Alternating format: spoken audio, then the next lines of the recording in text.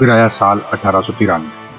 British सरकार ने एक कमीशन बनाया, Indian hemp and drugs commission, जिसका उद्देश्य था भारत में भांग और गांजे के प्रभावों का अध्ययन करना। इस अध्ययन के दौरान 3200 पन्नों की एक रिपोर्ट तैयार की गई, जिसमें 7 सदस्य, 1193 गवाह, 300 से अधिक डॉक्टर शामिल हुए और 30 शहरों का दौरा किया गया। कमीशन की रिपोर्ट में लिखा गया था, भांग और गांजे का मध्यम सेवन हानिकारक नहीं है और इसके अत्यधिक सेवन से मानसिक रोग हो सकते हैं। भांग गांजे के सेवन और अपराध के बीच कोई सीधा संबंध नहीं है। भांग और गांजा सदियों से भारतीय समाज का अभिन्न अंग है।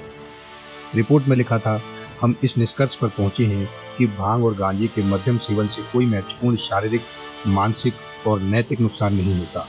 फिर 20वीं सदी में सब कुछ बदल गया। अमेरिका में गांजे के खिलाफ अभियान शुरू हुआ।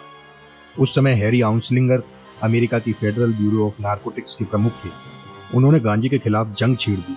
जिस दौर में जब अमेरिका में रेसिज्म चरम पर था, उन्होंने झूठे दावे किए कि भांग पीने वाले हिंसक हो जाते हैं, ये गोरे लोगों को भ्रष्ट कर रही है और ये मैक्सिकन और अश्वेत लोगों की दवा है। और फिर 1937 में मैरिजुआना टैक्स एक्ट के तहत अमेरिका में भांग और गांजे पर प्रतिबंध लगा।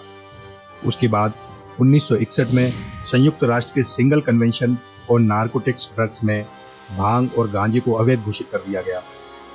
इसके बाद सन 1985 में भारत ने एनडीपीएस एक्ट पास किया।